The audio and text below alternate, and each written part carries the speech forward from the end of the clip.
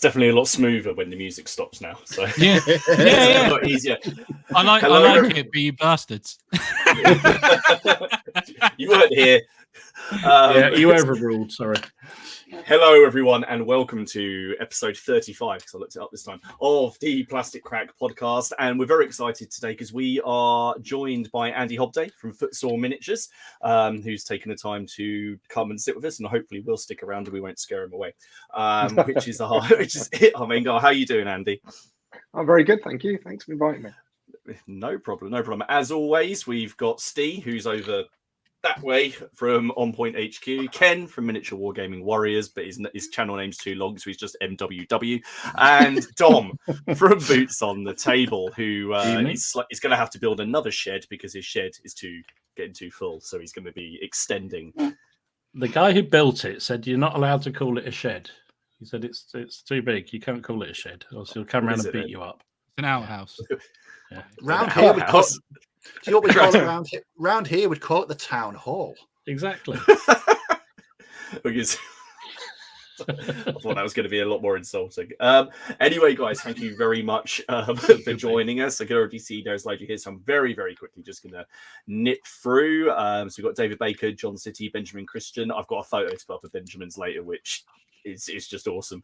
Lionheart, John Clark, Pat Neal, Nick Games, Crossing Obstacles, John Rich, Ham and Jam, Carl Burks, Mobile and Hostile, Bicker City, how you doing, dude? Brady, Steve Harbour, Andrew JF, Lazy Pirate Painting, I think I've already said. Alex is here from Storm Steel, John Sobry, can't pronounce that one, so sorry. Kozaret, Nathan McGowan, Andy Rue, Dice Happen Studios. Hello, not sure I've seen you before. Welcome. Simon here, Simon Voyle, Simon Stokes, all the Simons. And he's done that thing where it's just gone to the bottom of the comments again. So if I haven't said your name, hello, welcome. Flags North, Ian Stumpton. And also thank you to everybody who is watching on the replay. Cheers, Ken. And thank you very much for joining us. As I say, we're joined by Andy tonight, so we're going to be talking about Footsore Miniatures, Baron's War, Gangs of Rome, Mortal Gods, and everything else in between. So if you guys have got a question, then please drop it into the comments and I will try to keep up with them. Dom and everyone else will try to help as well, which is probably not going to work. We've got a full show tonight. We've got plenty of news because, of course, we didn't do a show last Monday for obvious reasons, but we are back and we have a lot to show off. But as always, as when we have a guest on, we're not going to kick things off by looking at the 6 armies that Dom has painted in the last 2 weeks. We will start and we'll talk to Andy. So, Andy, yes, thank you very much for coming on.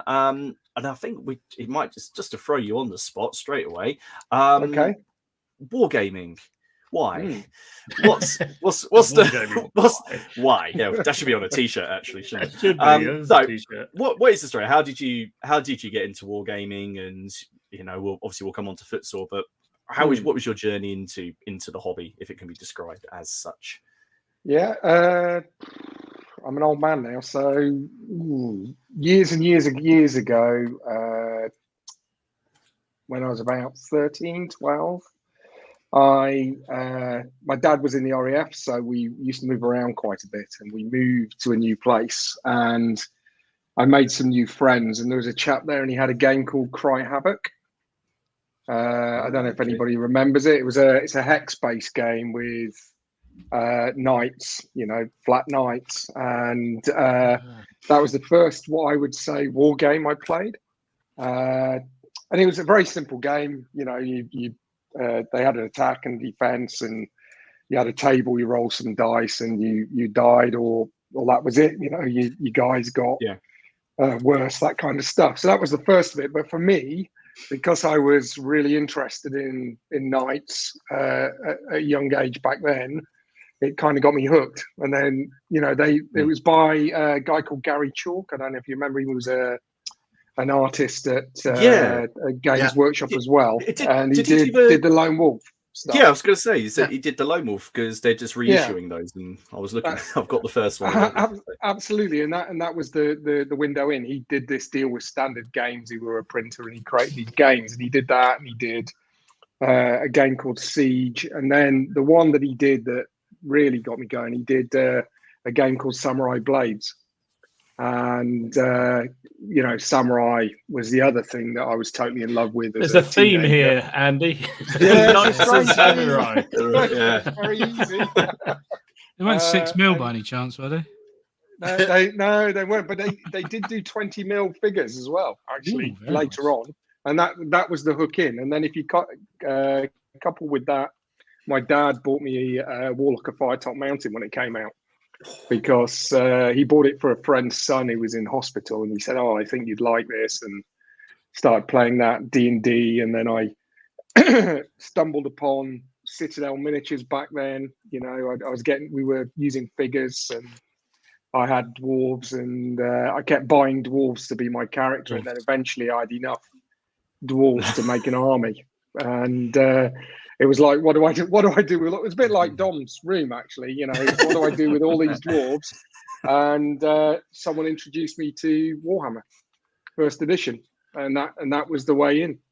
And from then, I just became absolutely besotted with it all. At the time, it was Games Workshop when they were still doing Slinky Springs and Trivial Pursuit, and they'd only just started getting into Warhammer, and there was only 6 stores, I think, in the UK. And my dad used to, every summer, he'd take me on a pilgrimage to one of the stores, usually Sheffield or something like that, and I could go and choose a miniature, and that was it. It just grew and grew and grew from there. So that was my way, and it was kind of a bit through these hex-based games, but also through D&D and Warhammer. And then from there, we moved again, and I ended up living next to a guy who played 40K. 40K had just come out, the Rogue Trader, and we were actually playing a modern aircraft game that someone had made. It was called, I don't even know if it was even released. It was a game called Jet Noise, and because we were, these guys were all RAF guys, they were all real airplane spotters.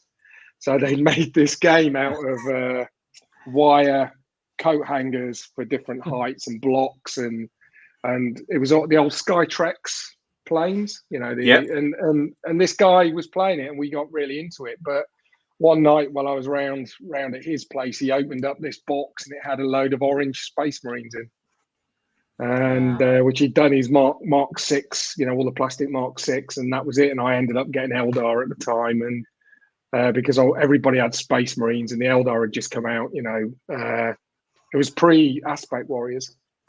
So yeah, and that was the slippery slope. I ended up, Games Workshop was the slippery slope. It's really funny, though, because I played more kind of traditional war games, more of this Jet Noise, and, we'd go to tournaments. There was a RAFWA, which was the RAF Wargaming Association, and I was allowed to be part of it because my dad was in the forces, and we'd go and play, and we'd go away for a weekend, and there used to be loads of stuff going on at that point. It was mostly historical. Everybody was looking at Games Workshop like it was horrible.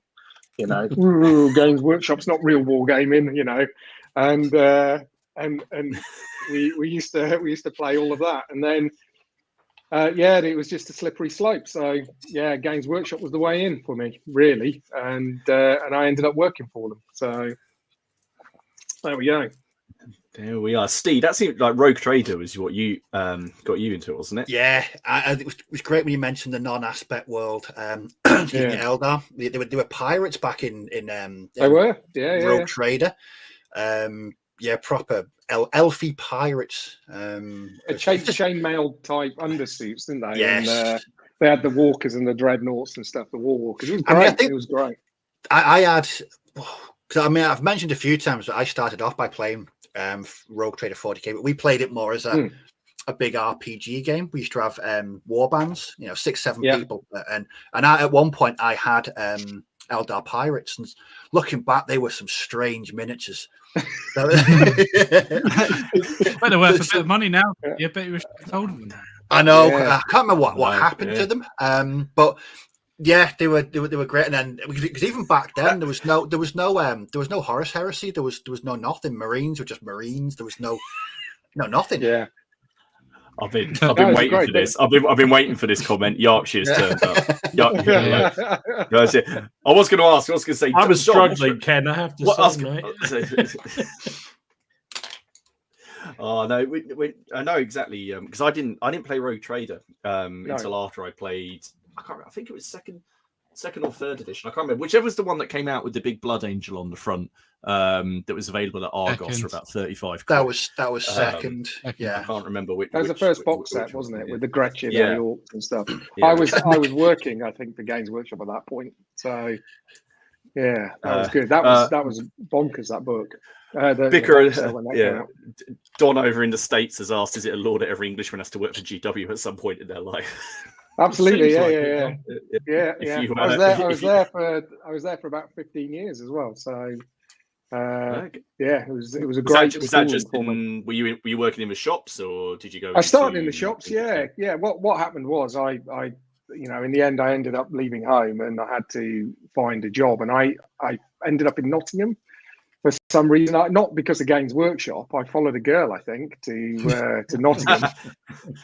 But strangely, and ended up staying, and she left, and I got a job at Games Workshop in Derby on Saddlergate. So, and then I worked in retail for about 4 years. So I ran loads of the stores. I worked down in London. I ran the Plaza store. That was the big one. I was an area manager. I did training all before it all got as it is, when it was all still a bit the Wild West, really. But lots of fun. And then I ended up working in IT for some reason. I got seconded to IT, and then I spent about 10 years there doing system stuff, which was really I found really interesting. But let's not talk about that. Send people to sleep. But the good thing about that was I ended up at the head office. So it was first at Hilltop. Up on Chewton Street, if anybody met in Eastwood, and then we did the move into Lenton, and when we moved there, it was just brilliant because they brought everybody in, and you'd go in and have breakfast or lunch, and then people like Andy Chambers and Rick Priestley and the Perrys and all that would be in there having stuff, and you could go and talk to them, and it was real. They were like my rock star. That sounds really sad, doesn't it? Because Martin knows what you mean. Martin knows exactly what you mean. He went silent the first time he met him. He was like Perry, two Perrys. Exactly. Yeah, me too. I remember meeting them, the same thing. And then you just become friends with them. Because the bar was there before it became Bugman's Bar and stuff, and you go and have some beers, and you just become really good mates, and it's really good, and then they start to tell you lots of stuff and why they've done it, and it's a real good education, and I hate it. Well, I'm not sure if I do hate it, but I when people talk about this golden age of Games Workshop in the 90s and early 2000s, I think it really was. with the people who were there and the stuff they were doing. It was quite groundbreaking. I think it is interesting now to see sort of where what those people are doing now, and the games and the rules, and like yourself or the Perrys, and everyone's kind of like gone out, and it's this big wave of historical stuff that's coming in as well. But that's what they were, weren't they? That's originally they all were historical. I think the Perrys, the part of they won't mind me talking for them, I'm sure. But the Perrys, the deal they kind of had was, we'll come and make Games Workshop miniatures for you as long as you let us continue to make historical miniatures. That was kind of how it was, and they're all the same. They're all have those that's those drivers behind them. They all still play historical games, and I think that's what it is.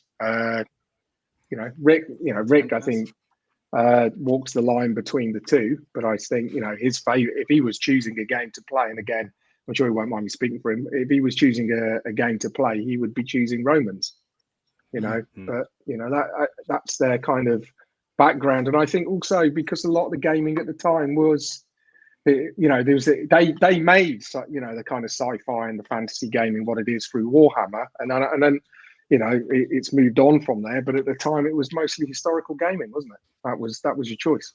Yeah, absolutely.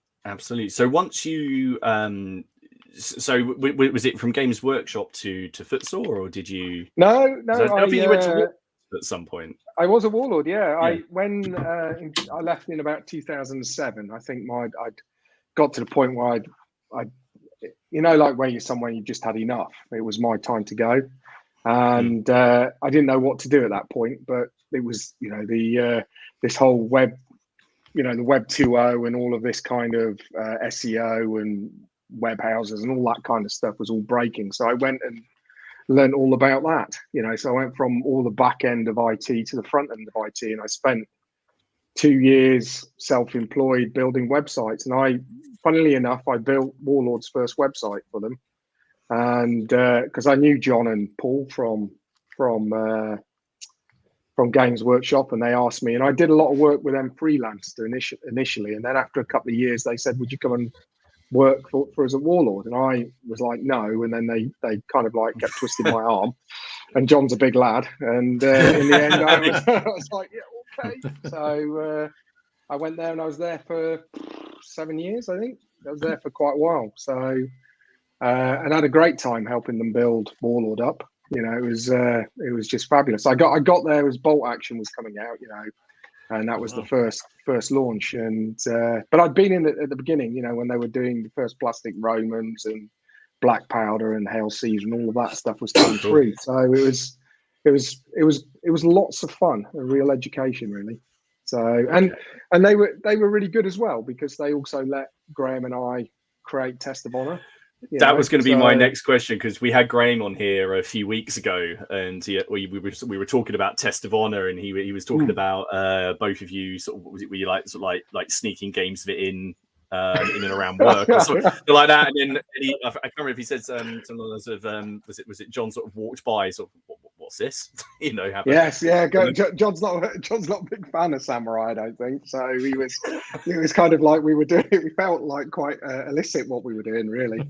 But Graham and I was just like, we both wanted to play some sort of samurai skirmish game, not a big battle game, and we kind of like the whole Kurosawa idea of it. So we couldn't find something to play, so we were just like, well, let's just develop something ourselves. And because we were both a Warlord, it just made it very simple, really, to do that. And to be quite honest, it was never going to be released. I don't think. Maybe Graham remembers it different than I do, but I don't think it was ever going to be released. And it was something we did for fun, and I think we play tested it for nearly 2 years. If you take up all the time that we were, and it wasn't really play testing at the time, it was more, we were just playing games of it, and with more and more people were playing. And then I spoke to the guys at Sarissa and said, "Oh, you got some scenery we can have, so we can set up a table." And they rocked up with this big box of Japanese scenery, and it just grew from there. And I think the turning point was when they got the plastics from was it War Games Atlantic, Plastic Samurai, and John was like, and John and Paul were, why don't we take your rules and we can do something with the plastic? And that they enabled us to do it. So because it was quite because the starter set was a good size. Because I was funnily enough, within easy reach, I have the current set, because we play that a lot. It's these guys will tell you it's a great game. It's also one of the most frustrating. What I love about it is the actual back and forth, an actual duel that you can have like through. I have a tendency to ignore like the bowman and the spearman, which is probably why I lose quite a lot. But that's because I want to get the samurais into combat. Shut up, Ken. So I can get the guys into combat. But it's a really elegant game. And then when that second edition with that sort of the expanded rulebook, and obviously I know there's now the campaign book as well. It's just really nice, very. I don't want to say simple system and I don't mean that in an insulting way, but it's very elegant and straightforward. No, do you know what, Martin? I wouldn't take that as an insult at all. I think games can sometimes be really complex, and I think games should be simple, but complexity comes by how you layer them. And I think Test of Honor has lots of layers to it, by the choices you can pick up, and especially with all the extras that Graham has added now for the second edition. I think with the campaign system, with the honor and the deceit part of it, everything that keeping if the game on top of that was Yeah. really complex as well, I think the game would become pretty marred. But it needs the fact a great that system. the fact there's a system that allows my wife when we play to basically be dishonorable and stab me while I'm lying on my guys on the floor. You know, I don't know if they were sort of chanting us like, what's this person gonna like? But certainly in the battle reports that I've put up, there seems to be a lot of favour. People just go dishonor. Just don't do honor. Just go dishonor. That's the way forward. But and then so you, how long were you at Warlord then? What are we in now? Nearly 9 years, I think. Hold on, 2000. I left 2007, 2009. About six years, but as actually working at Warlord, but. Probably I was there at the beginning as well, so doing freelance. So nearly 9 years with Warlord, and it was great. A really good time there. And I got to work on Antares with Rick, which beyond the gates of Antares, which I think is probably as a system, excuse me, as a game system, is one of the best game systems I've ever played. It's one that I've wanted to play. I had a sort of a short demo at Salute once, but then I kind of got ushered away really quickly because someone else wanted to have a game and I wanted to. Steve, have you played down? Am I thinking? Have you played? No, I first heard of it through the chaps at Tabletop Battle. They were playing quite a few games of it, and it looked interesting. I really liked the mechanics. It seemed to flow really well. It had a really unique fluff lore and backstory as well. But I talked about it with my mate because we hadn't scratched that sci-fi itch in a number of years. So we sort of, but we never went anywhere with it, which is a shame because the models are lovely, and like I said, I was very impressed with the rules. Like I said, the Tabletop Battle guys did quite a few videos of it. Just never, I don't know, a number of different reasons why, but it seemed like a really good system. I love it. As a game system, I think it's just great. I think it's just great, and it being a D10 system as well, just makes it opens the whole thing up. I was going to say, you like, isn't it? Because I heard a lot of people say how good it is, and yet it never quite seems to break into a mass audience for some reason. I wonder why that is. Obviously, I don't want to be negative about it because it's. But I think the background is good, but I think they could have done more with it, and they're doing it now. I think with a lot of the stuff they're doing now with Antares too, it'd be nice to have a lot of that at the beginning. And I think Andy, do you think it's excuse me? Do you think it's in the current climate where let's face it, 40k is the science fiction sort of wargaming king? It must take bravery to release a science fiction based wargame. I think so, but you're going up against. I think so. But the time when they released it, it was like 8th edition was in its death throes, and people were really disenchanted with it. And I think if they'd angled it in the right place with a bigger hook, some of the ideas that they had, which they didn't go with, I think would have been better. But that's my opinion. And I think they played a bit safe with some of it.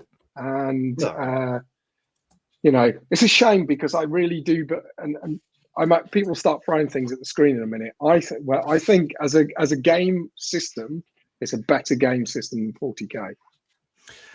Oh, don't worry, no one's going to throw. Nobody's going to throw. No one's going to throw it at the screen. No, don't worry. You'll probably get praise. Yeah. Alex from Storm and Steel. I mean, a lot of people just agreeing what you're saying. He says he thinks the best games are the ones you can hold in your head, but have the complexity from deciding what to do. I agree. John, games that are mechanically simple, but with the complexity and the decisions you have to make are really the sweet spot for him. 7 Days to the River Rhino group both hit. I agree. Yeah, I agree with that, John. Right now, 100%. yeah. Absolutely, yeah. And Alex is, don't worry, no one's going to throw anything at you. Wrong audience. I think. Sorry, if Antares had the 40k visuals, you know, and the depth, it would fly. And just answering what you were saying, SD, I think, you know, it's right. I think you have to be very brave to do a sci-fi game. But if you look at something like Infinity, which has got a toe in the market, you know, and it is very different. And some of the stuff that those guys are doing is really good. You know, it's too complex for me as a game, you know, Infinity. Yes. But visually, it's beautiful. Beautiful game. The rule books in like all right, so again, visually Infinity I think is brilliant, and they've actually evolved the look of Infinity, because when it first came out it was a very anime inspired, and it still is in a way, but it's now gone much more into the cyberpunk kind of aesthetic. And I really enjoy it, and when we've played games of it, I've had lots and lots of fun. The issue comes with just the number of skills that are in the game, which I think there was about 200, and then within each skill there's different levels. So there's like martial arts level 1, 2, 3, 4, and 5, and they all do different things. But ultimately, obviously, only the skills that your characters have are relevant to you. Yeah. So I'm just gonna have to put this one up. Apparently, Tiddlywinks has better rules than neither will confirm or deny. But yeah, it's that's the game. I do have a load of Infinity stuff, but there's just there's so many games and so little time that gradually things sort of slip down the time. Well, what we'll do, because that was an amazing sort of going over what you've done. We'll give Andy just a little bit of a breather before we start. It's a good. Sorry, Mike. It's a good point as well, because it kind of leads us into futsal. That's it. I didn't want to assume that was going to be the next thing, but I thought it was a pretty really good bet. But what we'll do, we'll have basically Dom's going to need a while. I've seen the uploads. So why don't we start with instead Ken? Ken, what have you been up to in the last 2 weeks?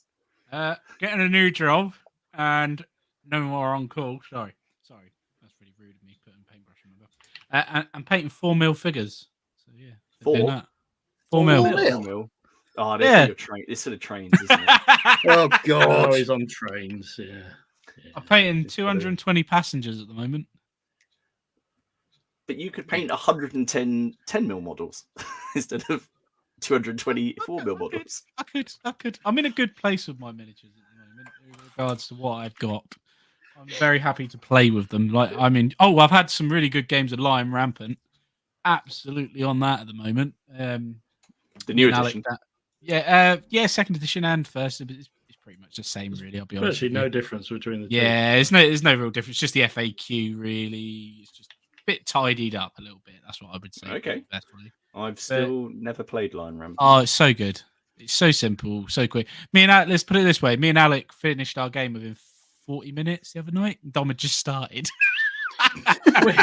we were only playing Rebels and Patriots, so it wasn't like we were playing anything complicated. No, but we'd finished our game. Yeah, it was really good. I can't wait, because what I'm going to do is I'm going to be playing some more of these. But I'm actually getting some real good use out of these Normans. Vikings. Yeah. Pseudo Vikings, yeah. Pseudo Vikings. So yeah, we'll just do more of that. Just for landing. So it's basically Ken managed to get his hands on a Union or a Confederate army that you got, a 28mm Union, a fully painted Union army. But before it had even sort of graced his shelves, he had traded it for a massive Norman force. But Ken's got a bit of a thing against Vikings. So of course we're just pointing out that the Normans are essentially just Vikings. But no, I'm glad you're getting the use out. Yeah, I'm getting more. It's more for me at the moment. It's all about the actual physical gaming aspect of the hobby at the moment. I was finding I wasn't getting any games in very often, but now I'm trying to get loads of games in, play different systems, and just enjoy it that way.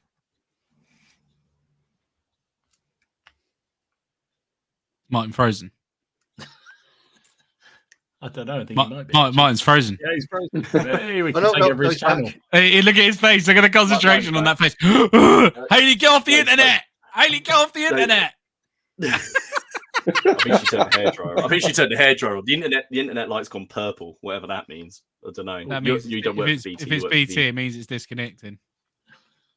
Oh, okay. All right. Well, keep going.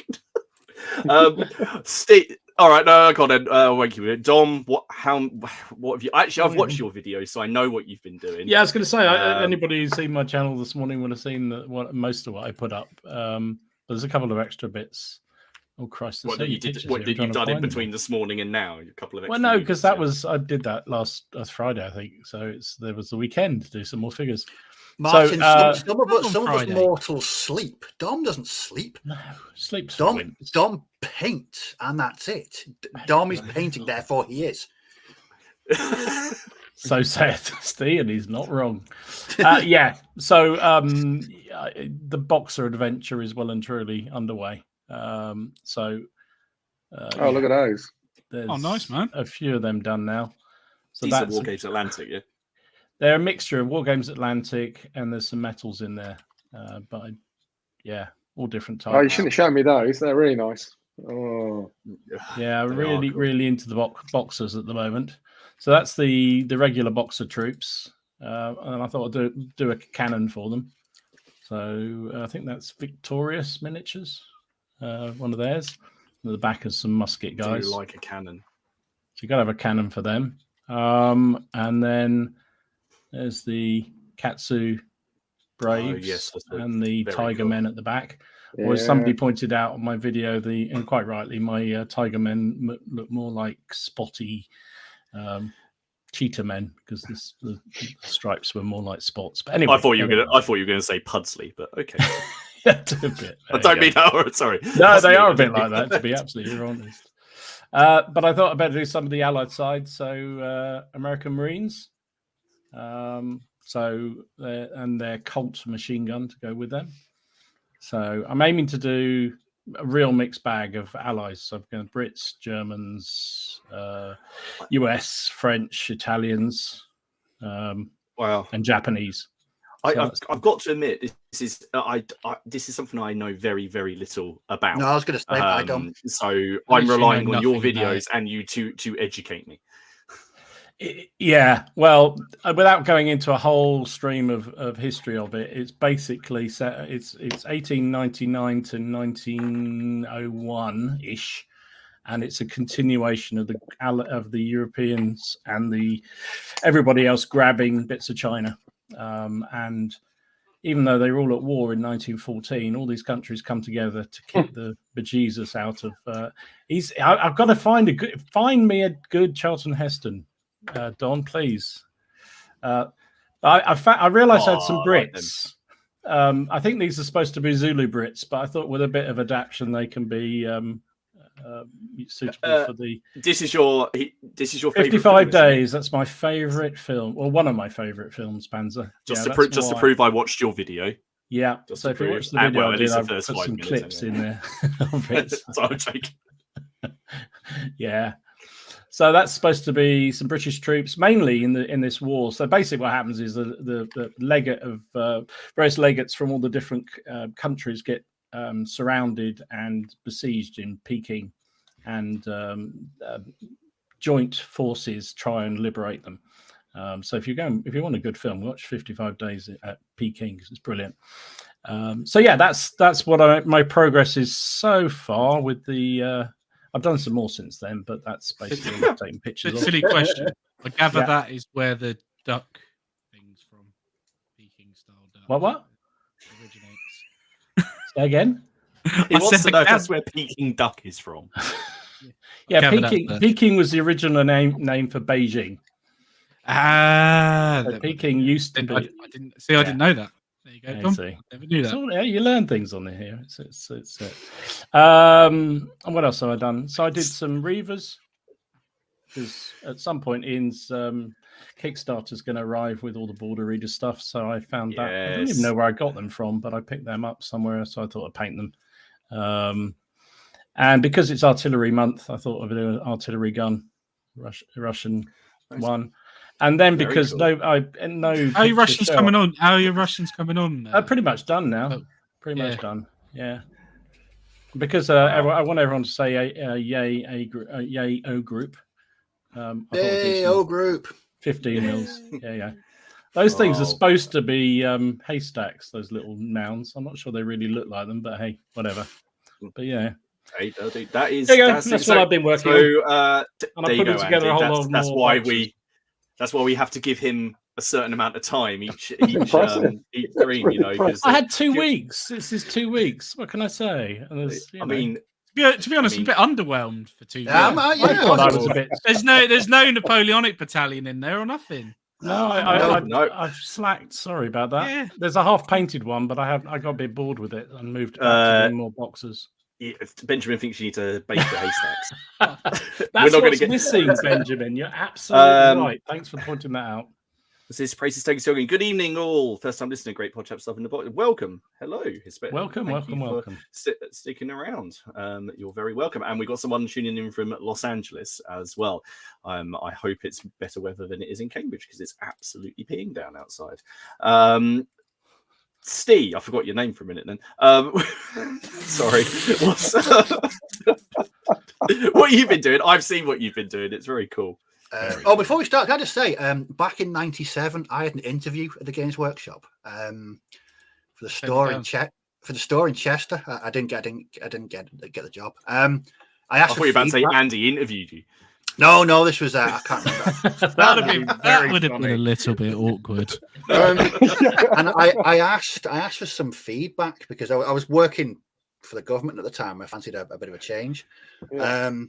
And I asked for some feedback. I thought it went quite well. I mean, they liked my striking scorpions. And then I didn't get it. And I asked for feedback. And they said I wasn't as extroverted as they need to be. No, rewind that, Steve, because you froze. Perfect moment. Because you froze. Pause like that, Steve. Oh, right. Yeah. Because I wasn't leaping around the room, and being massively into it. So no. I just thought I was only 19. Straight secret. I was only. Tom, there's a question for you on the screen. I don't know if they did. If Kevin's choices to bring this up I'm as our guest. so happy someone's asked that because I wanted to ask.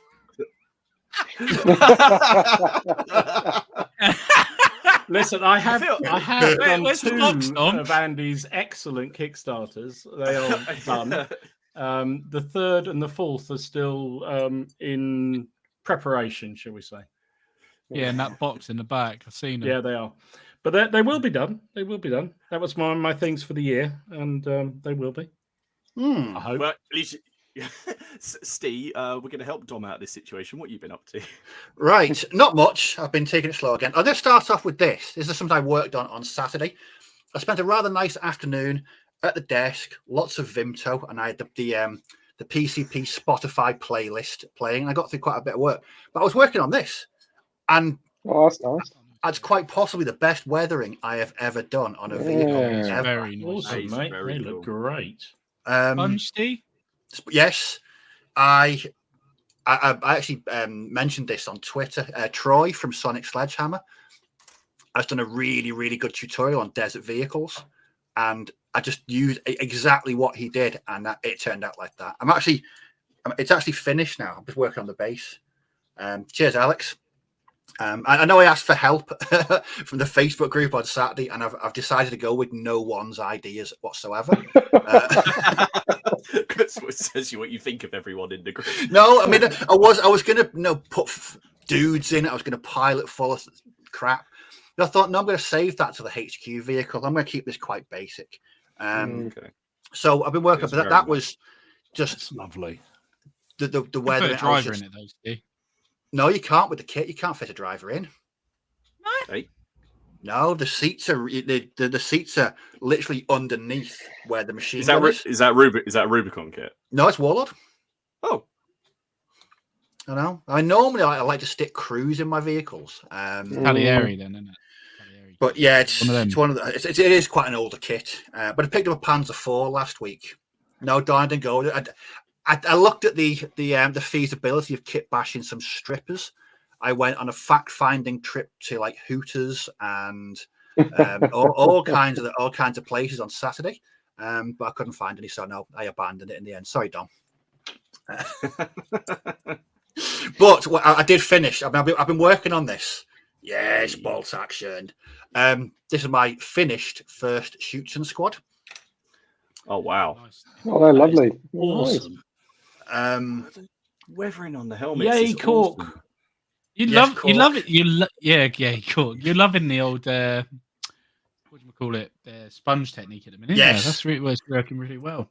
I was terrified of doing it because it's a surefire way of ruining a vehicle. These are quite time consuming because there's loads of equipment on them. Yeah, Definitely worth it though. They're lovely. Thanks, Andy. Beautiful Much job. appreciated. Yeah, I like those a lot. They're lovely. So that's what I've been. It's taken me 3 weeks to do those, but they're all kit bashed as well. So the guy at the front, the NCO, his arms are from the Blitzkrieg box. The guy to his right, those arms are from the Fallschirmjäger box. There's just bits and pieces all over the place, but yeah, really, really lovely. And tonight I've kit bashed me some a mortar team because I don't like the crews that came with it. Cheers, thank you. It's just it's going to be another slow project. I'm really taking my time. I'm painting them in 2s and 3s, and you're enjoying it. Enjoy yourself. Yes, it's really good. And you know what? Not a single drop of Agrax Earthshade on any of those. Not a single. you are proud about that. Yeah. I am. I'm very happy with the Vallejo washes at the moment. Really, really good stuff. It's probably a good time to, as you mentioned it, to plug the Plastic Crack Podcast Spotify playlist that Steve administers, which you can find in the Facebook group, which is the most eclectic mix of music that you'll find to do your painting too. Extraordinary, the range of music on there. I started to listen to it the other night and it's like, oh my goodness. Someone's put a whole playlist into a washing machine. Honestly. Spun it around and that's it. Like I said, it's the most eclectic mix. I mean, you can be listening to, Cannibal Corpse 1 minute, and the next thing you've got Tracy Ullman on there. Courtesy of Sean, who demanded that I put it on there. Well, I think I think Ken's managed more than me. I've done one base. I have been working on other things. Dom knows. I've been doing some other stuff that's secret projects I can't talk about yet. No, so don't talk about it because I don't want to jinx it. You don't even talk to me about it. That's nice, isn't it? No, that's because you have a massive mouth. Yeah. But I did work on him mainly because I've got our big finale game tomorrow with Miller and Robin, our Wars of the Roses game. So I had to finish the big lad himself. So there's Richard Neville, 16th Earl of Warwick, the man known as the Kingmaker, which has more men on that one base than it's in some skirmish games. So I had to go with a big base, and I bought that. Oh, thank you. I bought the Pete's flag set. I was like, it would be a crime not to just use all of them. So I put every single flag on there, and then I thought, what shows wealth? Dogs. Dogs must show wealth, but. So there he is, and there's that bloody coat of arms because he was so rich that he owns so many different estates that his coat of arms he's got 8 quarterings on there. And I think I remember, was it about a year ago? I said, "Oh yeah, I'm going to do that because I really, really think it was that." Yeah, that was a stupid thing to say. Yeah. I've never done. You did say that at the time, Martin. To be fair, we all said you're stupid. I did have an idea. Do you remember? I was like, I'm going to make a mounted one and a dismounted. I'm not making a mounted one. Yeah, it's not happening.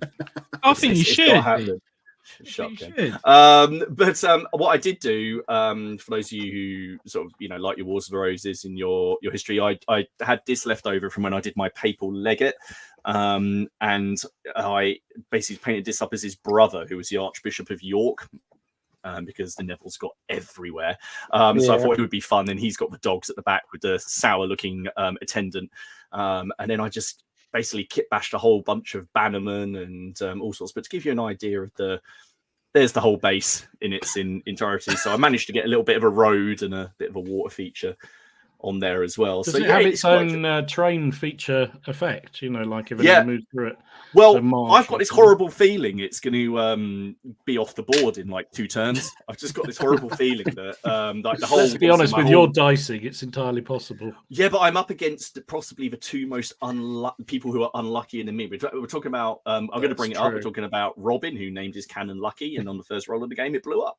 Yeah. So, I don't. So what we've done, Andy, we're using Hail Caesar for the Wars of the Roses, but we've written we've added in a load of adaptations just because it's so close to the end of that period, and it kind of transitions into the pike and shot period. So we've crossed over a bunch of the rules, and then we've added like cannons blowing up and lots of extra rules for commanders and things like that. So we've been playing a sort of a mini campaign over the last. Well, pretty much a year. It started after our first our games day, and we did a siege and everything. And now it's going to be a bit of a culmination tomorrow. So we're going to be having a big old game, hopefully, unless something goes wrong. The only other thing that I did was that I played. We introduced someone to Lord of the Rings, the Middle Earth game, which was a great deal of fun until and I've forgotten how much I really do like that system. I know I've already said it's a good system. When you play, I just really want to play some more of it now. So I really, really do like that game. And if we're sort of talking about rules, I still think that's probably the best set of rules that Games Workshop have put out. I really do enjoy 100% that game. agree.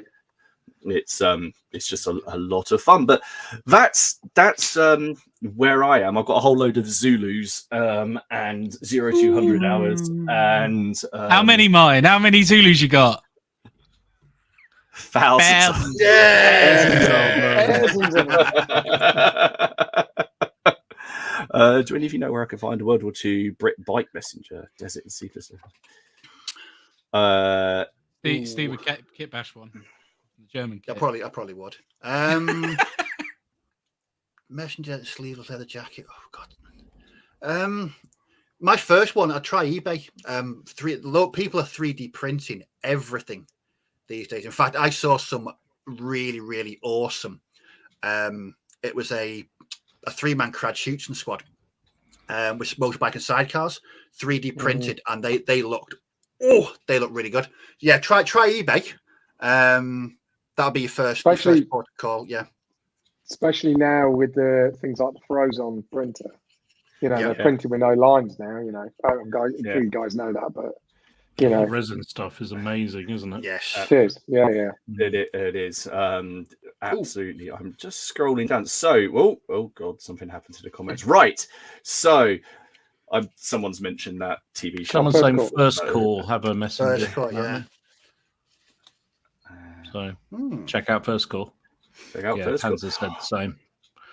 So we've all been productive. Andy, have you been productive in the last 2 weeks? Or has it been footsore and just? It's a bit different when we have someone on who's owns a company, and when we had Ian on from Flags War. I've seen him in the comments. Obviously, we were chatting about Kickstarter, and obviously understand how much time for hobbying do you get outside of things that are related to, say, the games that you produce?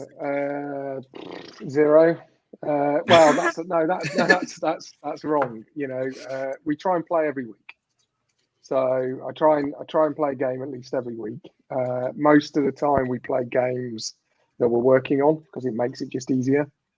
So we get to then play a game and we get to test some rules. But I do some work with Sarissa, so I'm usually at Sarissa a couple of days a week. And on a Monday night, we have a games night there. So we definitely try and play something different. We play board games. Monday night war games. Monday night war games, right? Got it. So we try and play board. We play a lot of board games there. We played a lot of all sorts of stuff. And we just started getting tabletop games, war games out again. So we try and play. We play anything that anybody brings. So there's a good group of us there who play, not just from Sarissa but from other places, and we just try and test different things. But if I had my way, obviously I would sneak, Mortal Gods in or Baron's War, because we want there's loads of stuff we need testing. So yeah, that's what we do. I try and play every week. But not so much. Where I'm always got stuff being sculpted as well. So, not so much. I don't get much time for painting at the moment anymore, really. So most of the hobby stuff is actually people, commissioning people to sculpt stuff, which is great. After all this time, getting someone to make you miniatures is pretty cool. Yeah, I can imagine. Does that depress you a bit? That, I mean, obviously, most people get into where you are with a company producing figures and what have you because you love the game. But if you don't have much time to play, does that kind of, sometimes you think, oh, why am I doing this? Or does it demotivate you a little bit?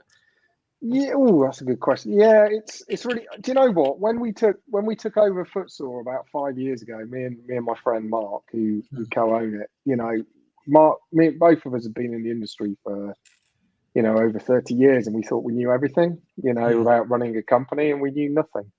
It's hard. So we learned a lot very quickly, and one of those things was just to make time for your hobby, because if you don't, you lose the love. And there were times, when we made Mortal Gods. When the first time we made Mortal Gods, we actually funded it ourselves, and it nearly bankrupted me. So we had all the money to do all the art and have all the figures made and everything, but then I hadn't realised in my head that you had to pay to have it made. So it's like, oh, you need another 30 There's grand a lot. then. Oh, where am I going to find that from? So, if you didn't continue to play, it would be very easy to walk away at that point, I think. See, I'm just going to pop up a couple of comments because the comments are moving really, really fast. So we have the best way to test the system is to give it to a club and ask them to break it. 100%. That's good. I'm just going to respond to Paul's comment here about me and Ken being like Morecambe and Wise, which I can't tell if is him being serious or not. But essentially, that's going to be my best man speech. So, which apparently has it might get live streamed. I don't know. Ken, did you say you don't know who Morecambe and Wise is? What? Oh, what? Lord. Right, can we kick him off now? No, it's because the comments are going to go right. It's already 31. That's not an excuse. That's no excuse, mate. Oh my god. Ian from Flags of War has just asked, do you miss the part of painting in gaming? Because he knows he does. Yeah. He says that while he's painting some footsore RIC oxys. If I'm being honest, I don't think I miss painting. I'm too much of a perfectionist. So I look at how much you guys are doing. Like Mark, who I own Footsore with, is just immense. He can paint a unit of 30 figures easy in a night, and they look great. It takes me too long. So I kind of. Pardon? Dom's a bastard for these sort of things. Well, he can paint so many. He's just like a machine. He's just there like, yep, that's done. Yeah, but they're tabletop standard, aren't they? Yeah, but they're still nice. Applies. It's still good. It's the overall look of it all. I think it looks amazing. So I wish I was a better painter. And I had more, discipline, I think. But I like I say, we try and play at least 4 games a month. So yeah, I try and play as much as possible. Oi, Steve, I saw that. I'm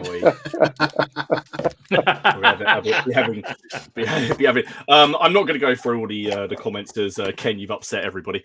I think everyone's just going to go up to you and say, "Bring me sunshine." Oh dear. Ken, right. So I was going to finish it off by saying to Ken, I'm painting all my figures, but not necessarily in the correct order. Hopefully, someone got that. Love it. Right, so Andy, we've obviously got you on here. I suppose the most, because we'll start. Well, let's start with it. Because would it be fair to say the flagship game at the moment for you guys is Baron's War? Is that the one that's doing sort of the most stuff? Because obviously you had Gangs of Rome, and you still have Gangs of Rome. We've got some bits, but Baron's War just seems to have really taken, like, updated bit. There's a lot of Barons Wars projects out there, especially in our sort of Facebook group here, which is a reminder, guys, if you're watching and you're not a member, come down. There's a link down below where you can join the Facebook group. You'll also find links to all of our channels where if you want to carry on watching the content or us making idiots of ourselves, you can just click on that, and that'll take you straight to it. Sorry, yes. It's really interesting, actually, because Barons War is a project that I didn't do with Footsore. So even though Footsore manufacture it and now sell it, what happened was about two and a half years ago. So I always wanted to do Barons War figures. From Cry Havoc and everything, and we kept talking about it, Mark and I, and we could never find the budget or the time to do it. And in the end, I just had a complete strop about it and threw all my toys out of the car. I said, right, so I'm going to just go and do it myself then. And it kind of coincided with COVID and all of that business going on. So I went to speak to Paul Hicks, who I've known for a long time. And I said, Paul, I want to do Barons War figures. Do you want to come and do them with me? And we'll take them to Kickstarter. And before that, I'd never even thought of doing a Kickstarter or never dreamed of it. And the idea was just to kickstart, a small range of Barons War figures, and it kind of went a bit mental. So yeah, so you had to make a second run. So that's what did it. And then the idea was to do some figures. Obviously get Footsore to make them because they're in a position to do that, and it makes commercial sense. But it was always just I wanted a range of knights. I couldn't do it through Footsore, so in the end we just did it ourselves. So the Barons War Banner. Is that War Banner then? Is that War Banner's another discussion altogether. Don't that okay. I think, yeah.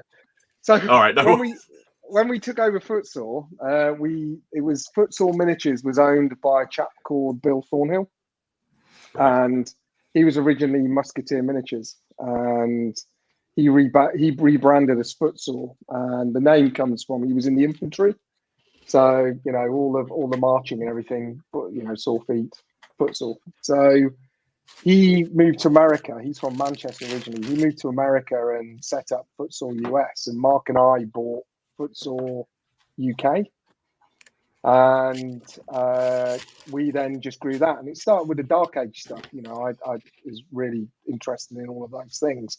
But what we wanted to do was, it was a different company. We were really just we didn't own Footsore at that point. We were just a reseller. We owned the name, but we were kind of just reselling it. So we wanted to create its own entity. So to create other games under, and we'd sell the Footsore range, but here's Mortal Gods, here's Gangs of Rome. It's a separate thing. So we created War Banner. It was going to be called War Banner in homage to the War Banner card in Warhammer, which everybody used to take. Yeah. And then Games Workshop sued our ass. So that was nice, wasn't it? Nice. Not the first person that's happened to, though, is it? we got a cease and desist from them, and they told us that War Banner was too close to Warhammer, and they got quite shirty about it. And I spoke to our IP guy, our legal guy at the time, and he said, "Look, you'll probably win, but it will probably cost you about 20K." So I said, I'm not attached to the name that much. So we said, thanks, but no thanks. And then we were going to be something else, and that didn't work. And in the end, we just ended up staying as Footsore. And then Mark and I, about a year ago, totally bought Bill out.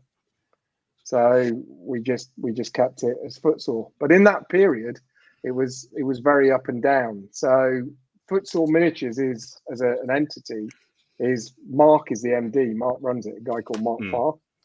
So I'm a co-owner, but what I do is I go and create things and pour them into Footsore, because Footsore is I think an historical business.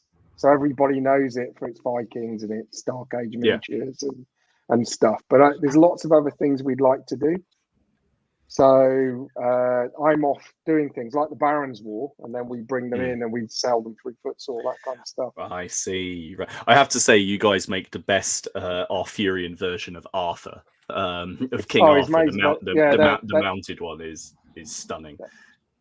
That's funny enough, that mounted one is a conversion that Mark did. Mark's not even a sculptor, right? So, the one that comes with the set. The one in the set, yeah. If I've got the right one, I think, yeah. But most of the Dark Age stuff is all Bill, and it's all beautiful. But Bill has gone on and gone off and done digital sculpting now, so he's off doing lots of other things. So we stayed in that space as Footsore, and within there we obviously created the games as we went. So, nice. But Gangs of Rome. Sorry, go on. Yeah. No, sorry. No, I was going to ask sort of Gangs of Rome. That was going to be my thing. So we're just very simply. Still got your Gangs of Rome line. Yeah, we played. I remember Gangs of Rome because for my sins, I didn't know anything about it, and I went to Salute, and I just remember seeing this map, sort of this basically Rome, and what I loved about it was the aesthetic of the sort of half-built buildings and the cranes and all of that. And then because I do love Roman history, but I also do love that TV series Rome, and I especially like the second season when all the gangs are stabbing each other. And I know, and I was watching some people play. And my friend bought the first box set that you released that had like the temple in it. And we played that.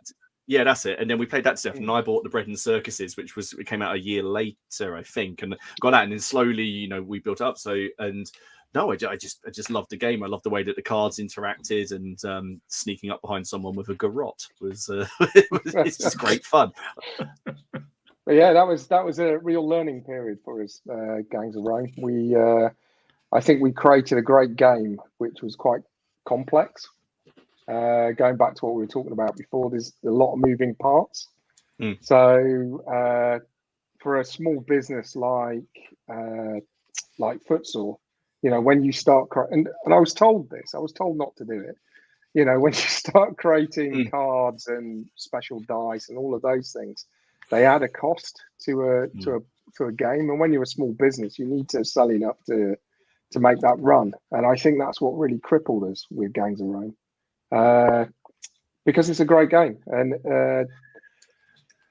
we were very lucky to work with Sarissa, because after the Test of Honor and them doing loads of Test of Honor scenery for Graham and I spoke to Steve at Sarissa and I said, look, Steve, can you make me some Roman buildings for Gangs of Rome? He said, oh yeah, I'm sure we can. And I went away, came back a week later, and he'd made bloody Rome.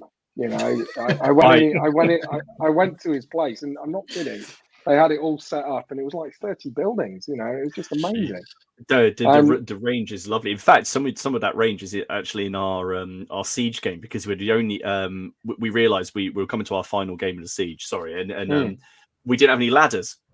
And we were looking around going, we need a set. Why haven't we got any ladders? And then Robin, the guy I play against, had some of the Sarissa stuff, and he was popping out ladders from the construction sites. It was perfect. So yes, our Roses troops are using Roman ladders going up those walls. Perfect. Sorry. No, it's perfect. Absolutely. How much does that play into the design of games then? I mean, I'm interested because you're right. That sort of outlay, it hadn't really occurred to me, but producing the rules is fairly straightforward, isn't it? But then you start adding cards and dice. It becomes more expensive for the punter to buy, but B, for you to produce as well. So does that? How much does that sort of curtail? Certainly in the early days, kind of game designs. Again, it's naivety really, and I think being naive allowed us to do it because we just ploughed on regardless. And on reflection, you look back and you think, we didn't really make any money from that game. Maybe we shouldn't have done that, but it wouldn't be the game that it is. So that's a good thing. Mortal Gods, the card decks in Mortal Gods, the cards cost more than the entire game. So because by the time you've had them printed, sorted, shrink wrapped, it's a ridiculous amount of money. Madness. So, but if you look at the cards from Mortal God, Steve Beckett has illustrated each one individually. It looks beautiful, as a game. So I think it would be poor not to do that. So what you have to do, I think, at this point, you have to start thinking about cleverer ways of doing it. And that's what we're exploring at the moment, because I wouldn't like you. Sorry, Martin, I wouldn't like to change the way a game plays just because we can't afford to make it, because that would be wrong. I think you've got a way you want it to play in your mind, and you want it to play that way, don't you? Yeah, make the game, make it work, make it play, and then decide on how you want to do it. Because at the end of the day, you just charge more money for it, and if the game's good enough, people will pay the money, won't they? That's what I was going to ask. Is like, do you have to, this concession between your vision and then what's commercially viable? Sort of how do you weigh it up? Because I have got because I'm on various Facebook groups, and obviously I did see this the other day that you were playing some Gangs of Rome, or some Gangs of Rome was up, and it's just, again, it's the aesthetic of it. I look at that, and the mechanic with the mobs is fantastic, and it's something that I hadn't seen in the game before, and it just works so well. I wish it worked a little less well against me. That would be great, but it's just fantastic, and I've been to quite a few events now where I see Gangs of Rome being played, because again, it's generally a 3x3, isn't it? That it's yes, totally played on, and with a lot of great looking scenery, and it's just really fun. There's a lot of laughing normally going on, and swearing when they we are working on a version 2 at the moment. That's what we're doing. So I'm adding some bits and pieces with the mechanics. I'm not actually writing it, but I'm helping with change 2 core mechanics for the game. One of those is the mobs, which we're doing. They're not going to change too much, so anybody who plays, don't shout at me. We're actually going to get them more involved and make them work differently in a way that you can have different mobs, etc. So they'll actually have their own token in the bag. So if you draw that token, the mobs will move. You'll get to move a mob. So you can move them, and then at the end there's a housekeeping phase for them to move, like they're milling around Rome. But we're actually changing the core mechanic of the way it works. We're gonna you have what we've called an action stack at the moment. I know it's not attractive, and I'm sure that someone will call it something better, but there's a bunch of actions you can do, and you declare what those actions are. So you stack the actions, and then you have to roll successes. How many dice you roll it depends on your agility. So if you've got agility 7, you roll 7 dice. You can only ever attempt 4 actions, and you put your successes against those actions until you fail or you pass them all. So you can try and do something truly heroic and go for all 4 actions, but there's a big chance you can fail. Yeah, or you can play safe and go down the far end. And if you fail a stack of actions, you get stressed. So you start to lose agility dice to try and be. It's proving to be very cinematic. You can do a lot more. So actions could be running along, jumping across here, jumping down, stabbing someone in the back, that kind of thing, or go and stab someone twice, throw them, and run. It's making it into a very very cinematic game. It's proving to work really well. That sounds cool. What you're just saying just feeds into, because we've had a load of questions. I'm trying to keep up with the chat at the same time. Alex has asked, and I guess it feeds into what you're saying, which is when you're designing the game, what does come first, a historical idea or the mechanic, and then how do you develop those mechanics? Good question. For me, I like to make. There's loads of historical people here. They're really going to be upset with me. I like to find sexy historical things, like samurai to me are really sexy. So then I want to make a samurai game, and I want to create a samurai warband that looks bloody cool, and that's what I want to collect. And then I make a game that works for that. So a bit like the Perrys with their sculpting. Yeah, they sculpt what they're playing. Totally, absolutely, but I think it has to be. You have to honor history, obviously, or you can't call it an historical game. So you have to be mega sympathetic to the setting, but I want it to be a good game. Yeah. So for me, I want a really good game which is historical. Historical flavor, good game. Yeah, I don't primary. want an historical game that historical game. I want a game that's historical, and that's the way around I look at it. And for mechanics, there's loads of different mechanics. We kind of talk. I like it to be. I like this to be narrative, and I like that kind of cinema, and then we fit mechanics to make that work. That's absolutely. I've just seen Paul's comment, which I'm going to put up. He was going to start Baron's War, bought one of the deals. It arrived safely, but his wife tidied the hobby area, and now he can't fucking find it. And then what I love about this is that there's some kind of they're all agreeing in there. It's the stuff has never been seen again. Yeah. I'm going to. Is there anything worse in your life? Sorry, Yeah. of your wife saying, "I've just tidied it up." Oh shit. Well, no. My stuff just gets all. But what happens is it's in the house and it all just comes into here into one big stack. So today I was moving things and I found some trees that I'd made that have now been crushed by the weight of the stuff that was put on top of it. But she can hear me, so I'm not gonna say this. There you go. There you go. Vicious, No, she is. So I'm just going to ask, just again, because StreamYard does this weird thing. He really likes Lionheart, really likes the Baron's War characters. Yeah. Are there any plans to do anything like Simon de Montfort and Henry III? Sort of that, I guess, is your go-to. Totally, yeah. The beauty of the Baron's War is there's so many great characters. I mean, I chose the first Baron's War because I'm an absolute fanboy of William Marshall. If they had historical posters of the period, I'd have them on my wall. It's that there he is. There you go. This guy's amazing. But I thought he might come up. So I thought I'll go. Yeah, I think the only reason he's amazing is after he died, his eldest son had his history written. And it survived. So there's a lot we can know about him. But there's lots of great characters, and you could do a thick book just on characters. So what we did was we created a Build-A-Baron, which is a bit like Build-A-Bear, and you can build any Baron you want or character you want using the system. So if you want to build Simon de Montfort, you say this is Simon de Montfort. He's going to have this. He has these abilities, and there's a range on what you can pick, and you pay the points. So I'm trying to really encourage people to do them and send them to us so we can share them.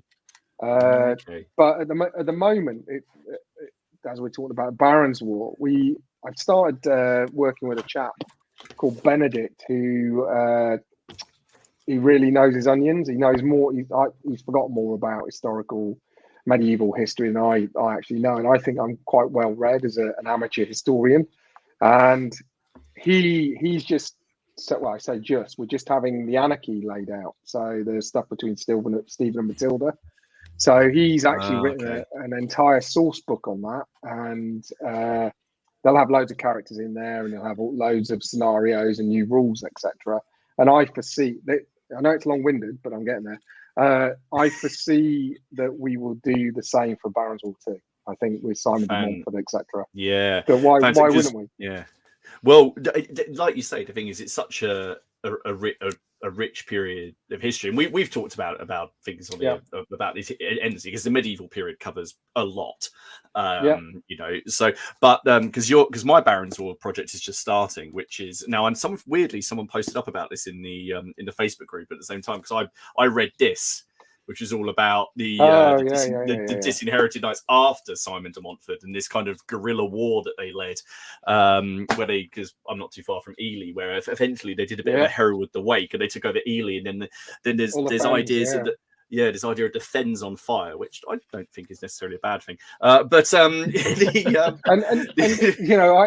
think also that the rules kind of really lend themselves to the kind of chevauché kind of fighting that would have gone on. The big pitch battles didn't really happen unless they really want. They were costly.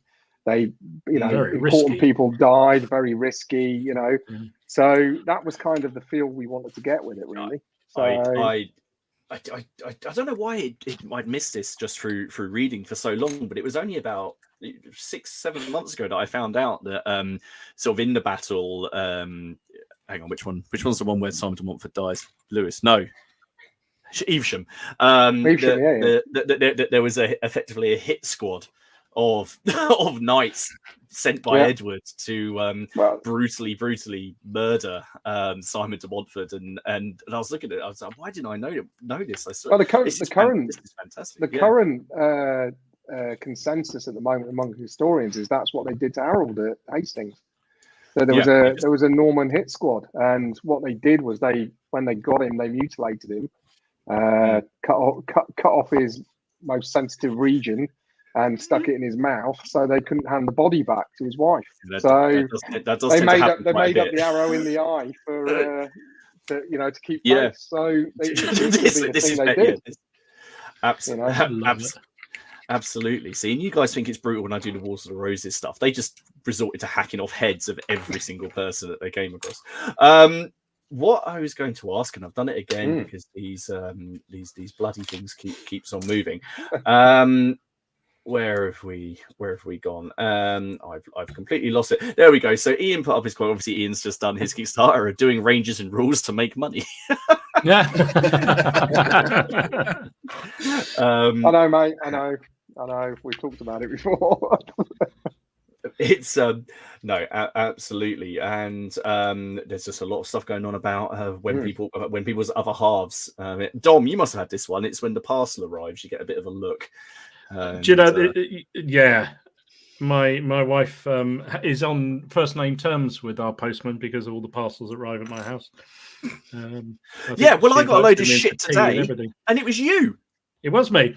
And you know what? I actually got I got rather a nice picture of from Hermes or whatever they're called, evil now, of Haley on the doorstep.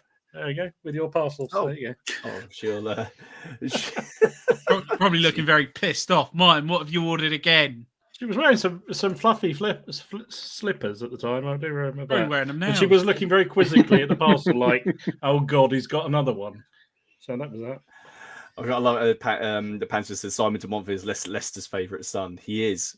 He is. University in Leicester. Although now Richard III's trying to get in, even though he's technically, other than the fact he was carked in a pit there. There's not a lot of he hasn't really got anything else to do with it. Robin's come out of the woodwork. I tidy my own stuff so it doesn't get tidied for me. That's it's gonna be the same with your models tomorrow, mate, when I sweep them off the table. I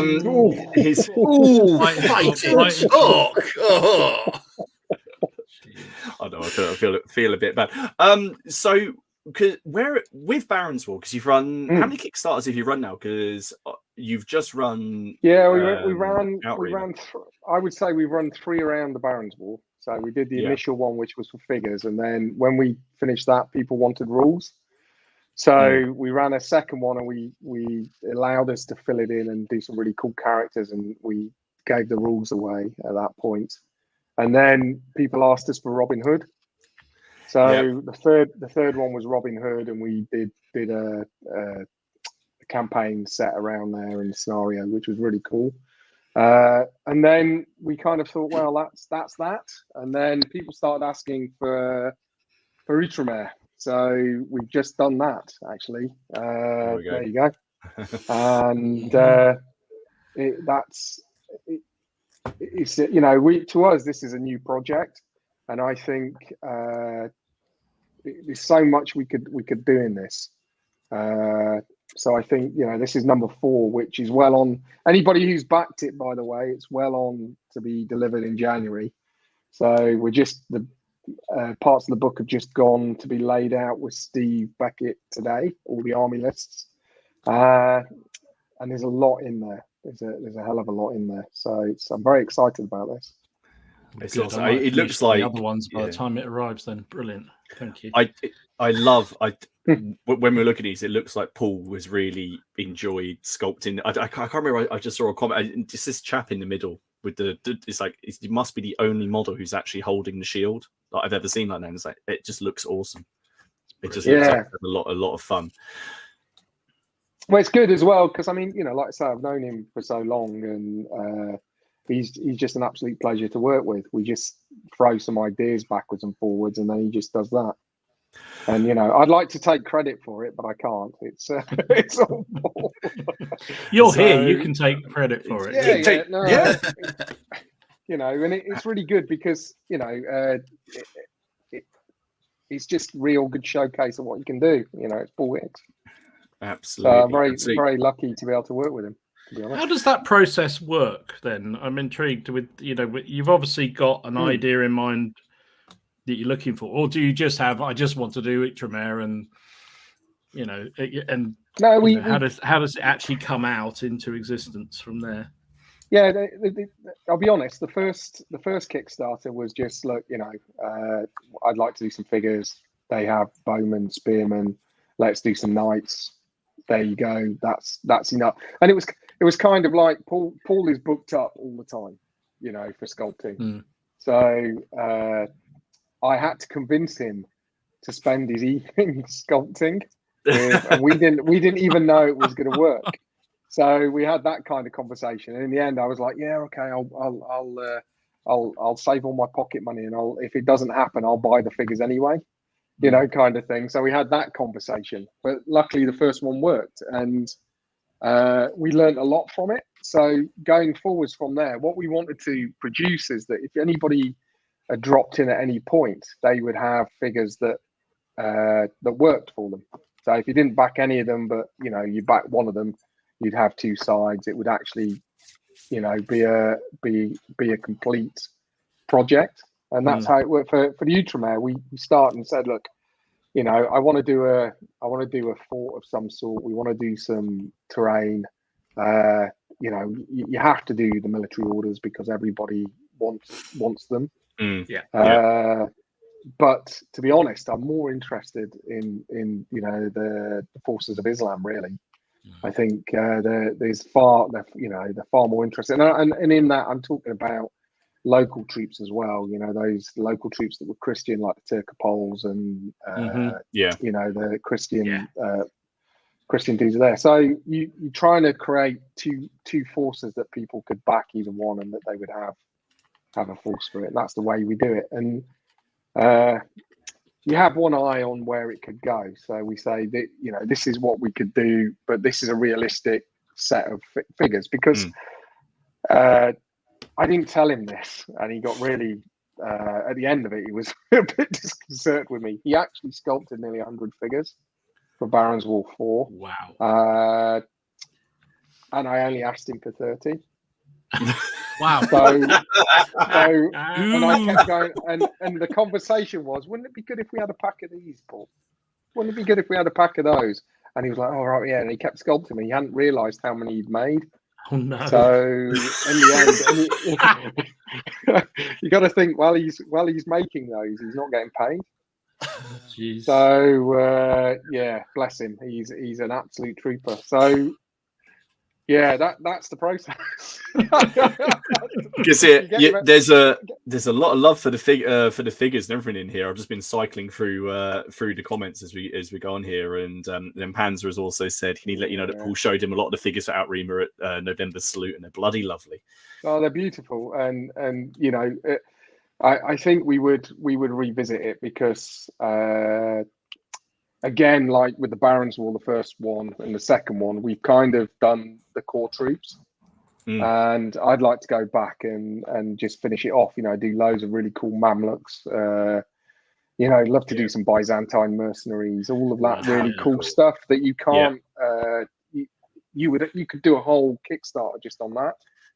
So, you know, when we first said we were doing Ultramare, you had to kind of give a broad church really. So we'll go back, and I think we'll go back once and fill in, and I think at that point, I think unless we do something really different for the Barons War, I don't think we'd do another Kickstarter after that. Okay. There you go. You heard it here first. I think there we Paul's go. not listening, is he? Probably not. Probably not. I'll tell you who is listening. Miller, who I'm playing tomorrow, is listening. He said he can't wait to see my face when I take Warwick off the table. I was just checking you were watching. I was just checking. So tomorrow when I see, I was just checking that you're actually watching, mate. That is well, there we go. And then Panzer says you need someone from Kingdom of Heaven as well. I think we're toying with the idea that the Kickstarter will be called Kingdom of Heaven.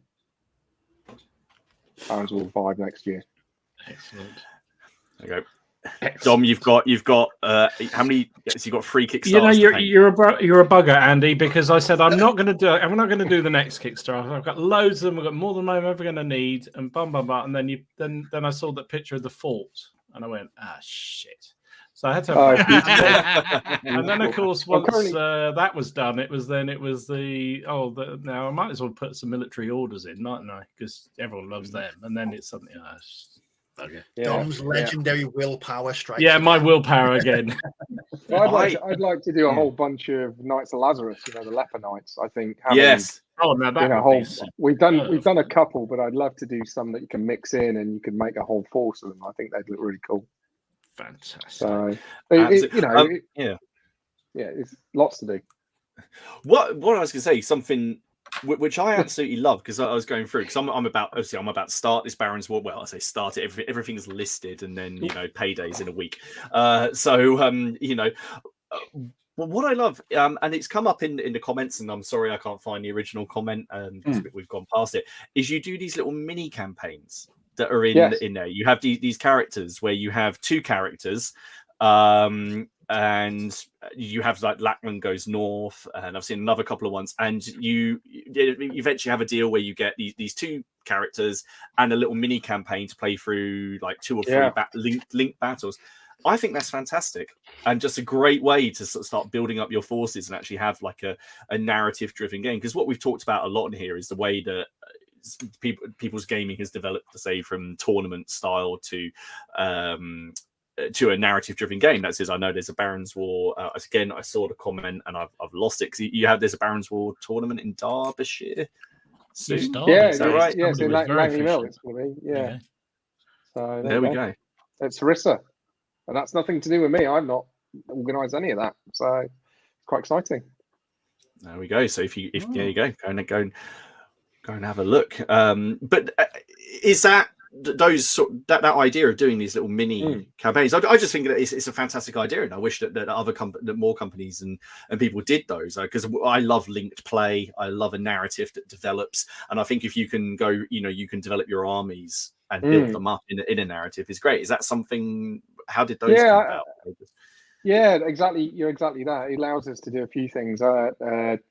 I like to play games where there's an outcome. So even with some objectives, that kind of stuff in there, and there's a rich history that you can draw from, as we've been talking about, from medieval. So you can take any of that and just choose where you want to put it. It enables us to make a couple of really cracking characters to add. So we did William Marshall before, but we did him older. So this allowed us to do him a bit younger. So at the Battle of Lincoln, which was the end of the First Barons War, he was 70, but he still led the cavalry charge. He was still up for it, wasn't he? He was still up for it. Yeah, he was still up for it. But it's allowed us to do a younger version of him as well, and add extra figures. So definitely, but it also allows us to add some extra rules in and just support the game. Do you know what? We were talking about this a lot. I think we were joking earlier about, not joking, state the fact really, that people have left Games Workshop and created historical companies and all of that stuff. And a lot of us were taught to do games and create things in a certain way. You must have blister packs, you must have rule books, you must do this, you must do that. And I think it worked, and people have kind of adopted that. But I think nowadays technology and support that you can give in the community has just moved on so much. So absolutely. For me, I think a really good community hub is the way forwards. And these mini campaigns were a great way to test that, seeing if people were interested.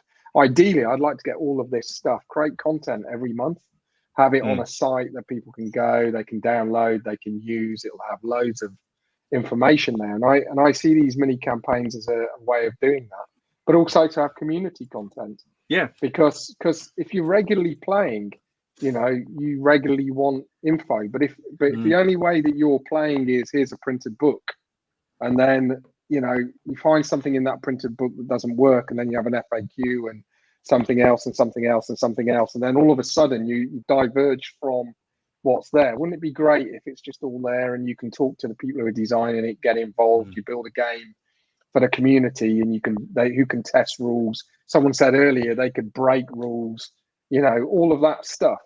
Isn't that what it is? You build a place that people who want to play your games and buy your miniatures can go and do it. I think that's what it should be all about. And I know that's a jump away from these mini campaigns, but I think that's how it should be. We should be but obviously there's a caveat to that. Creating content and everything, there's a cost involved, and businesses can equate that cost by saying, here's a rule book at X amount.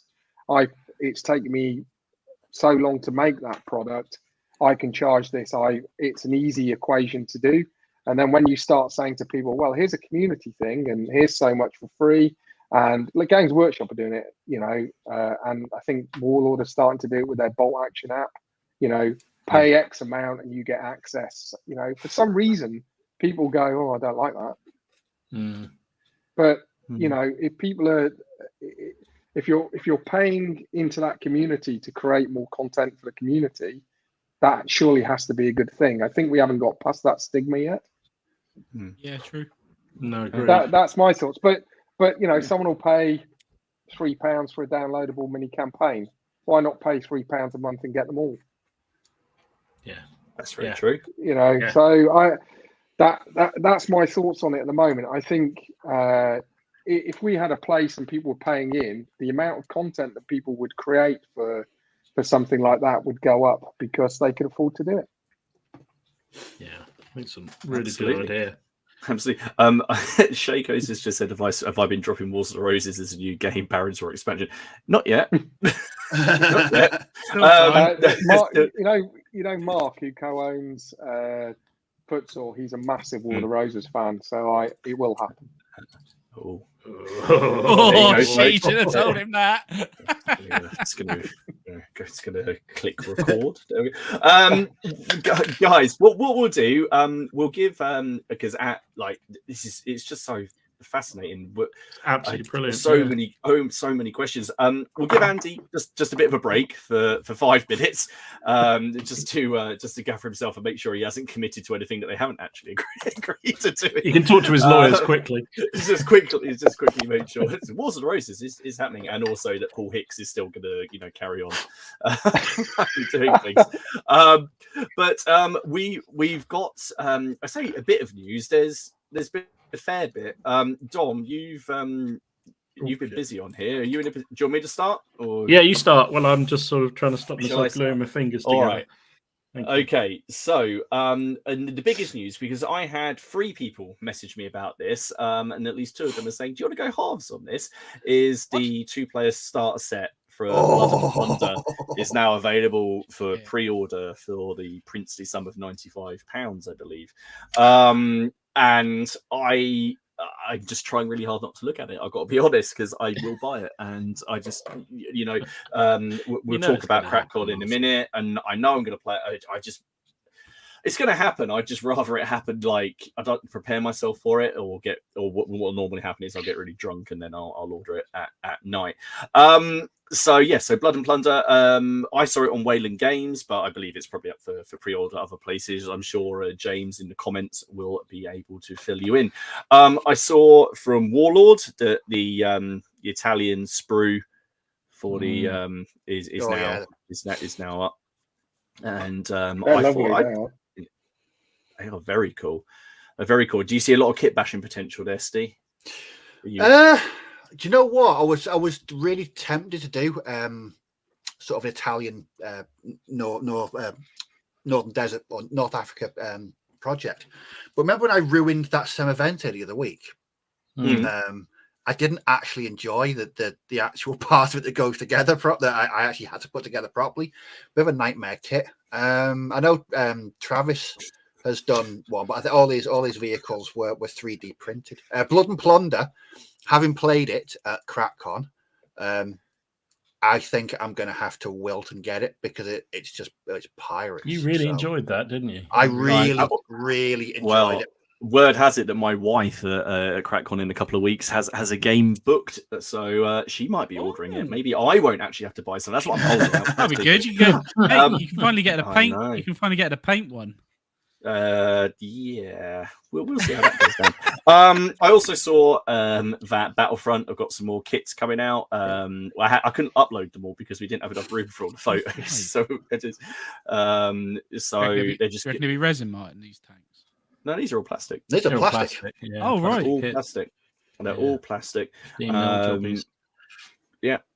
So we've got the Tank Hunter platoons, IS-85s. Is it Miri or Flames of War turning more and more into World of Tanks? Yeah, I did notice because there's a lot of having played Flames of War years ago, it was very, very infantry focused, and you had a couple of tanks. Focused, isn't it? And then when I've been looking at the range for O Group, I'm like, I'm really struggling to find infantry here. There's tank. I'm not complaining because the tanks are just and they're lovely models. Don't get me wrong, ridiculously they are good. beautiful models for 15 mil. They're amazing, but geez, Yeah. I just got rumbled by Bjorn. Yeah. I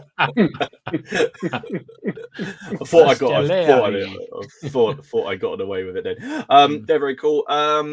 Saga, Age of Alexander. Yeah. A lot of people getting very excited about that one. Graham, Graham. I did see Graham here. And then the final thing, I don't know how many people saw this. I know we've been messaged about it by a few people. Vallejo are looking at their express color system. So we've seen contrast, we've seen speed paint, and there's now express color. But is it Juan Hidalgo on? He's been trying them out, and I think he helped develop them, didn't he? He did, yeah. There's no sort of review of them yet, but you can just see some people being painted, and I don't know if it's just a case of Vallejo sitting back and just going, right, we're gonna watch what everyone else does, and then we'll do our thing, make it amazing. Yeah. Well, I did like. I watched his video on these, and actually, he was saying in it, he said, Games Workshop contrast paints are so good. We didn't want to reinvent them. We just wanted to sort of just enhance them slightly. So it wasn't like we're going to do better. We're just going to add to it. And I thought it was quite refreshing. Yeah, it's actually quite nice. But yeah, go check out his video. Yes, Yorkshire, it's more contrast, mate. You just got to get on the wagon. And I've got a lovely round dice just for your bag in Derby, mate. I've got a lovely and a bag of Taifu as well. I don't know what will piss him off more, the Taifu or the round dice. He's definitely the Taifu. I've got another round one we can swap, so that'll piss off both Ken and Martin. Well, don't swap dice halfway through a game. If you, I swear. Go on, Don. What have you seen? Here we go. This is Claymore figures have. David Emery has announced that he's doing 7-Year War stuff, which is just amazing. I know they do some absolutely fantastic medievals, and he's now expanding the range into a whole different period, which is very impressive, very good indeed. In fact, plug for our mate on Battle Bunker HQ. Yes, if you go and have a listen to, he had David on last night on his show, and really good to hear what the philosophy was around the new range and where he's going with it and what have you. So really nice figures. The buggers, the Perrys are at it again. They're always at it. So Saxon cavalry now. And of course, also they've got their rule set. I was about to say little rule set. It's not. They've got their coming to that. So they've got their Valor and Fortitude rule set, which is actually very interesting. I've downloaded it, and I'm going to have a go with it because it does look kind of interesting. And the idea being that they're going to put basically army sheets out for all of their ranges, from Wars of the Roses to Crusades to American War of Independence, all of it. Oh, The wait. whole So shebang. you're saying that I've now got an excuse to buy those Brazilian soldiers? You have indeed, Steve. You have, yes. No. And do you know what? Those rules are only 4 pages long. So they are very simple, very fast play. Yeah, great. Yeah. You got to blame the Perrys at one stage during the stream, that's for sure. So yeah, awesome stuff. So if you want those rules, they're available on the Perry website. Just download, all ready to go. Absolutely. And you got any other bits? I have. Dom? Yeah, Or- sorry, I've Oh, got a few God, more. It's even more. Got Oh, another God, miniatures. yeah. Yeah. Piano Miniatures. Oh, God. Doing their I'm trying really Tyrillians. hard not to. I'm trying so hard to ignore these. These are just 'Cause I really- amazing. Oh, that's that's really nice. good. So you've That's done very that? nice. This is Piano.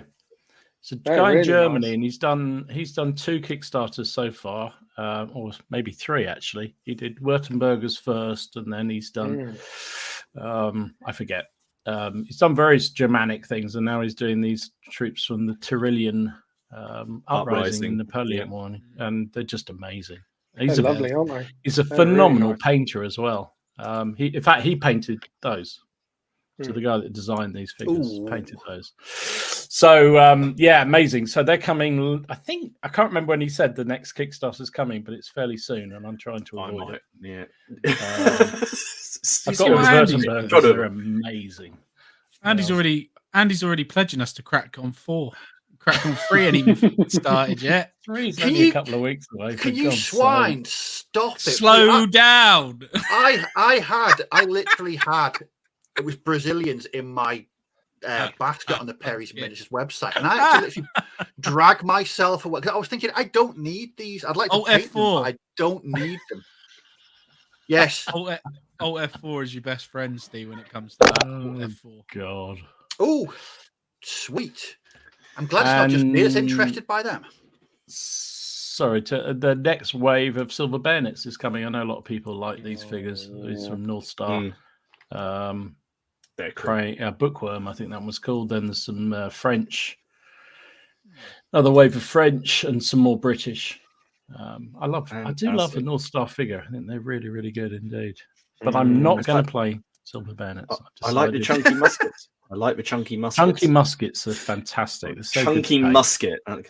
Dom, can't beat why aren't you playing? Is it because it's weird shit meets Napoleon? Because if you've seen this room behind me, it's full of okay. figures. I'm going to stop somewhere, and I want to do the Baron Wars at some point. So something's got to give, right? Yeah, Steve, Steve's having a Brazilian. Yeah. I'll post an update on the Facebook group. as your comment earlier about the strip teases or whatever it was, and now you're into Brazilians. I'm getting a bit worried about you. If you can get a Steve figure with a Brazilian on the back, shut him up now. And you mentioned a lot of the Warlord stuff, but there's also a whole load of extras for the Italians coming out. So all being pre-order now. So you've got, I can't even pronounce half of them, but there's loads and loads of different factions and units and yeah. Absolutely. So, I think that's all I've got. Anything else? Well, and of course, we come on to the most important bit of news, which is our dice are no longer red; they are now green. So there's the dice. So all of you who want the extra the dice sets, the proceeds going towards charity, they are available for pick up at CrackCon. So everyone who got their order in, thank you very much. I'm surrounded by about 400 dice. So they are loaded with the ones if they're mine. There's quite a few ones in there. Those of you who would like them, who aren't coming to CrackCon in a few weeks, as before, these will be available afterwards, and the proceeds of these will go to our charity as well, which is going to be for cancer research, not in memory of not just Paul Becker. There's quite a few people who unfortunately that has also touched. So it's a very good cause. That being said as well, to all the people who are sending us things for the charity raffle, thank you. It's very nice. Yeah, thank you very much. We weren't even going to do a raffle this time, and now we've got more stuff and we don't know what to do with it. It's amazing. Yeah, well, it's all getting raffled. So, those who's coming to CrackCon, there's raffle tickets aplenty, and there are prizes aplenty. Everything from rule books to lovely, effectively expertly painted miniatures by commission painters, to also a 6mm samurai army, which I'm going to remember to bring this time. You remember to bring it this time. time. Yeah, I don't want, which I I really won't win the first prize again. I promise. No, you won't. We actually, when you weren't on the stream the other week, we pledged that you would not do it. So even if you do win the big hero quest, It's going box, back in. It's going back in. So, It is. So You've got no say over it this time. And finally, everyone who's coming, just to as we realised, obviously, there's some people who aren't on Facebook, but if you're on Facebook, come and join the group. It's down below. You can get the link. The list of games for the day is for tables 1 and 2. We have the big ECW participation game, the Battle of Edge Hill, which has been hosted by Miller and Dom. Can we call it Edgy Hill because it's not Edgy quite Hill. edgy? All right, Edgy Hill, which so there's one space left there.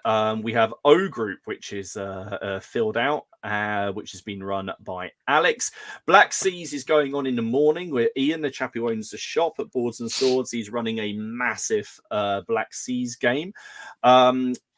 Don and Leslie are hosting the Battle of Mortimer's Cross, good old Wars of the Roses. I've been chatting with them about it. That's going to be a lot of fun. That's over. They've got 2 tables. There's some battle group going on between Robin and Ken, and I know Robin is very excited. So Ken, you're in for a treat, mate. I am looking forward to it. He's beautiful painter as well, Robin. He's been doing a lot of stuff. 20 mil. Table 9, Franco-Prussian War, Blood and Steel. Matt Mail and Tim are putting that on. Then Blood and Plunder by James Cutts. You notice how Haley's made me so. Haley, I know, wants a demo of that. Carl, you're helping put it on, and Sam Mark also wants a game. Bolt Action, Steve, you and Richard and Sean. Yeah. So you're all having a go. Ken needed 3 tables for his small game. I can't even remember. I can't even remember. He has actually said what it is, but I haven't actually updated it. So I think he's doing the Garibaldi stuff. I don't know. I've just put something Yorkshire. Something Yorkshire. Something Yorkshire. But he has. There is some games there, and of course, the table 15. Sean is putting on 40 mil ACW sharp practice game, which I'm looking forward to. I'm looking forward to seeing that. That's going to look brilliant. My mate Luke, table 16, is putting on Burrows and Badgers all day. Demo games for Burrows and Badgers, where there may or may not be some little freebies if you come and have a go. And table 17. So Paul was originally going to do Slain, but he can't anymore, unfortunately. So he's going to be running Pulp Alley, which is another game that I really want to play, but also don't want to because it's going to cost me a lot of money. I'll be running 0-200 hours as well. And then finally, we have Andy on table 19 with What a Tanker, the Fury Challenge. I am so happy about this. And we're going to watch Steve go nuts. So there is plenty going on. So guys, again, everyone who is okay. Everyone who's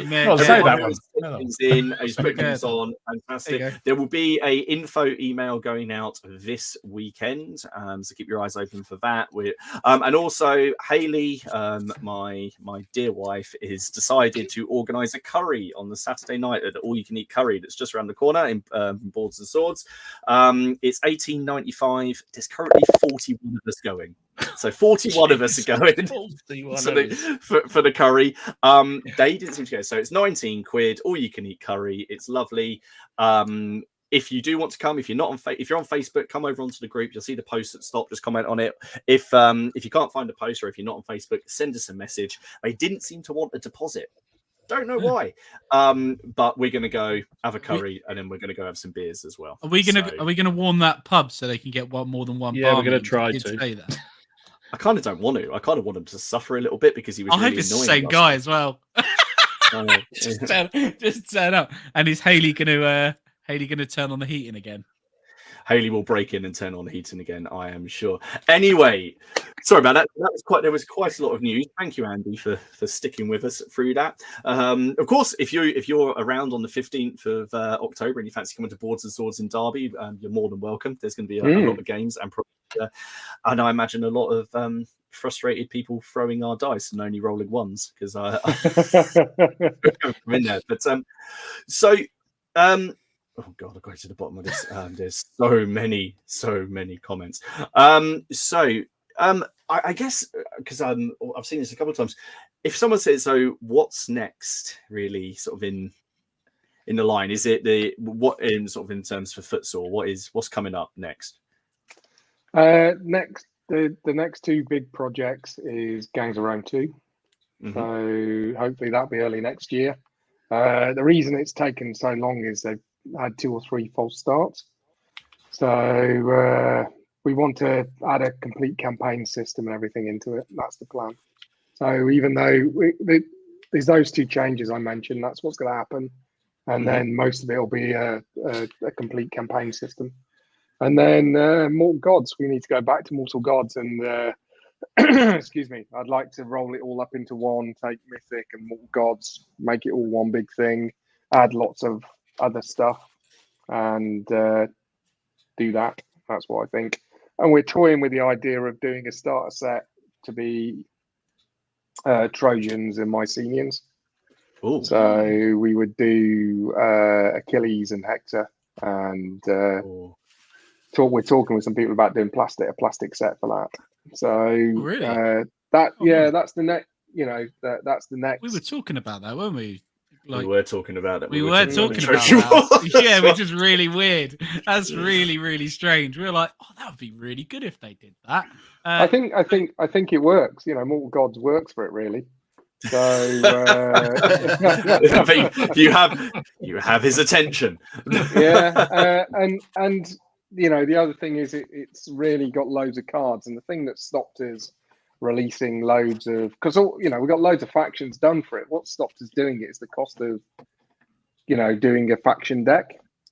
So we're going to find another way of doing that. I think either print on demand or have a army builder online, which you'd go and pull all the stuff in, print it off, and then you'd have all your cards laid out in a print off, which you can save and bin or whatever. So we're looking at better ways of making Mortal Gods more accessible.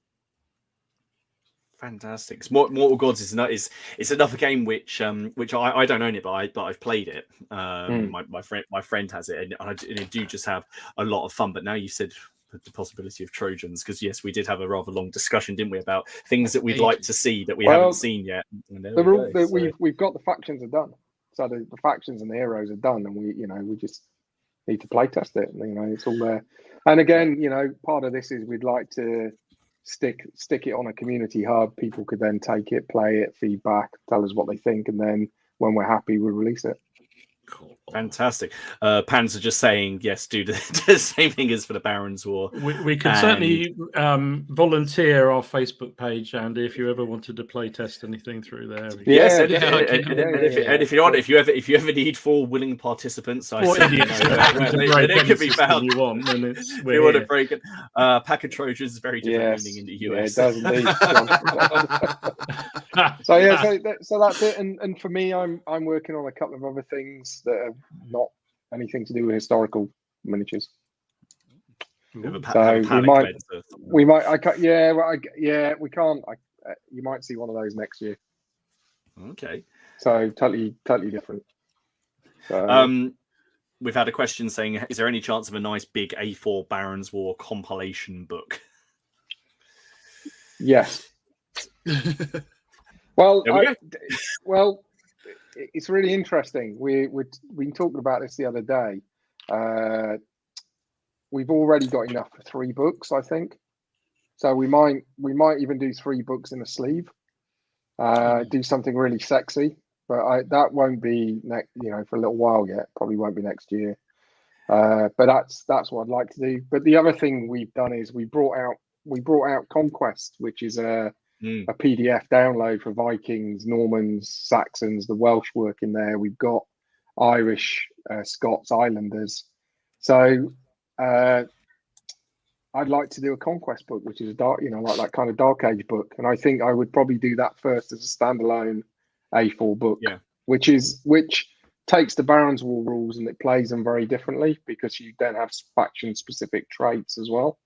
And that's proving to be the most downloaded book for the Barons War at the moment. It's gone mental. Oh, fantastic! Really interesting. So yeah, we did it. We did it because I wanted to play Vikings and Normans and stuff, and Saxons, and it's just proven to be. People have got really excited because you can, we could both have a Norman army, and you can build it in totally in different ways. So all 5 of us could play. We could all have Normans, and all our forces would feel very different. Oh, that's That's where we're going with it. So I think that's it. I think, yeah. That'd be awesome. Not much. I'm going to. I was going to ask about, because just 2 hours just isn't enough. But Panzer said, "What about Coven?" This is what I was going to ask about. Coven is this fabulous thing that we created with John Wigley, who is just an amazing artist. We had an idea of what we were going to do and how we were going to create it, and we have the rules done. We have all of John's beautiful art. The idea was we were going to do a kind of source book, rule book. Here's the witches, because the Vedmere are the idea behind it, and it was meant to be a collector's thing to get people, to get people excited. And then if people liked it, we'd come back with all the figures. But then everybody saw John's beautiful art, and they wanted all the figures. So what we've done it rightly so. So what we've done is we back with even though the Kickstart was successful, we paused it, we backed out. We're actually currently having a load of figures sculpted. So it's coming back, and we've talked about how we're going to release it in a different way. So it'll still be a rule book, a background book, loads of art, but there'll be, you'll be able to have 2 war bands and loads of extra cool stuff. Wicked. Yeah. So watch your space. Watch this space, and anybody who backed it and got excited about it, we went away and we had a real soul search about it, because what happened most of the time, I'm driving stuff, and we just end up doing what I want to do. It gets challenged, but at the end of the day, I kind of get the ruling vote. With Coven, we got 4 guys who were friends, all sat down trying to make a game, and we realised that you need someone actually saying, "Look, you 3 shut up. It's going to be this," and we never had that, So it's a bit like 4 people who put a stream on a Monday night. Yeah. So Coven's coming, and there's lots of beautiful stuff for it. And again, with all this time, there's already future factions we can do. So yeah, fantastic. It's really cool. Brilliant stuff. Well, I know I can see that you've got some people going in the comments. I dare say, you might want to check your orders on your website, because I think there's a few people who are trying to explain to people why their paycheck is already gone. I've just seen a few of those float through. Well, what we'll do, I'm going to go for it tonight. This might end up going just a couple of minutes over, but I'm going to do it just because we've been away for 2 weeks. So we are going to have a whistle-stop tour of some of the photos that are collected from the Facebook group over the last fortnight. You guys are mad for the amount of stuff that goes up in there now. And it's just really inspiring, just a range of projects for everything. Again, I know, sci-fi, fantasy, World War II. It's just nuts. Just everything. So Andy has been working on, now I want to say these are 10 mil, but they might not be. They might actually be 6. I can't decide. But Romans and say 10. and Romans. We'll say 10. We'll say 10. I want to say 10. Yeah. But they absolutely fantastic. I can't believe he's managed to get that much detail on them. I know. Oh, Jesus, look at that. Very that's cool. the kind of stuff that makes you go and bloody collect them, isn't it? I don't. Exactly. I was not interested in Romans. No need in them. 2 minutes. Yeah. See that. Yeah. Suddenly you want them. You want. Yeah. That's what happens after. Somebody around here has been known to make a few purchases during the stream, and based on some of these things. Yeah. Then we have Andrew was playing some bolt action. I just loved the battlefield. That's a great looking game. I thought that was awesome. Nice to see a Firefly there. Always good seeing a Firefly. I just love the road. Gotta love a good cobbled road. Yeah, agree. Now, I don't know if you remember earlier on in the stream, I mentioned Benjamin and said that his photo is absolutely awesome. So, yes.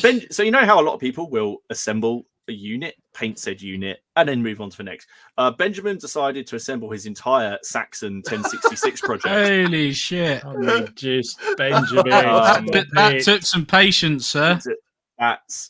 You remember he's already done the equivalent of this in Normans. He's already done that. They're all painted. And he hand painted all the shields. He hand painted all the shields. Wow, well done. That's amazing. just Dom, get does my Dom, does that amount of plastic figures make you go a bit giddy? I can't handle that in one place at one time. If there was a few metals in there, I'd feel a little bit happier. I'd like to think that he doesn't own a cat or have a child, because if I put that out in my house, I'd just be a big ball of stress, because I mean, that is awesome. Anyway, fantastic. Andy has been painting his tanks up for the Fury game he's putting on in Derby. It's fantastic. I've been watching these as he's got all the block painting, everything done. Is that Brad Pitt? I believe so. Yeah. Looks like it, doesn't it? Corey's been doing some oil painting on these figures. I love the muted tones. He posted these on my group, and I said, what I love about these is they're clearly fantasy, but they look real world. Yeah. They're not over the top. They're not gaudy or atypical fantasy. Just that's how I love to see fantasy figures painted. Top work. Absolutely. I can't remember if we put this up the other day, but we talked about Don, who's putting on his Wars of the Roses game. This is one of his commanders from the Mortimer's Cross. I mean, it's Lord of Ferris. Oh, nice. And I really do like his paintings. So come to CrackCon and you'll see those.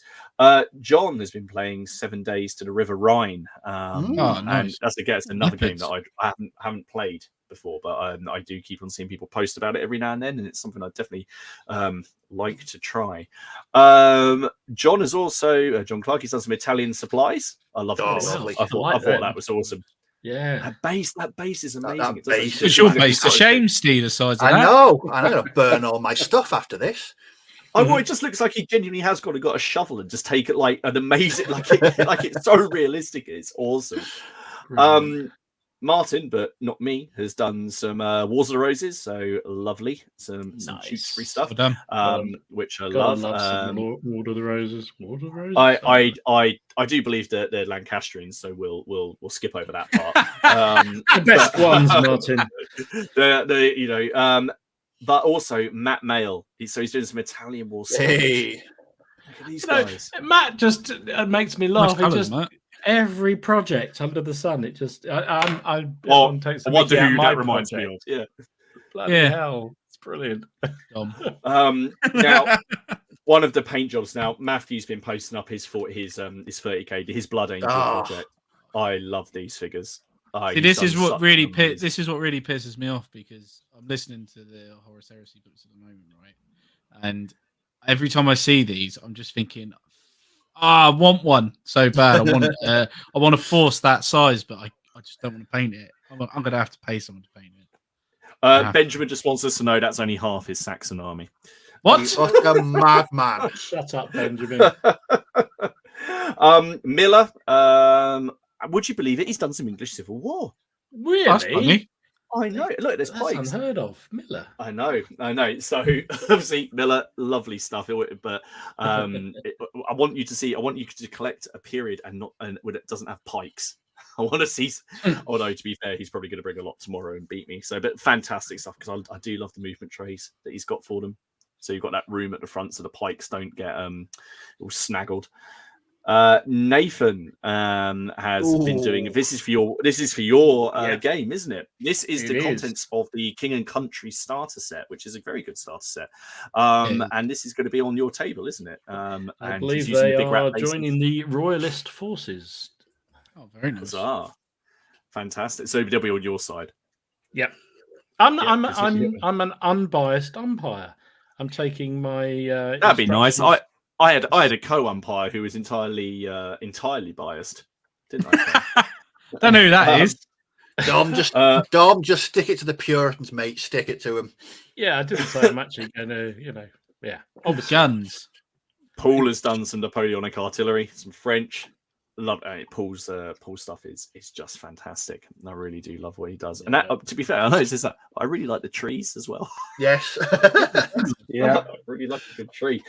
I got tagged in this because someone's done a 54mm rifleman. Lovely stuff. Still unfortunate that it's a 95th rifleman, but it is a fantastic paint job. Lovely stuff. Stephen working on loads of World War II aircraft. which my he put up some God. great photos.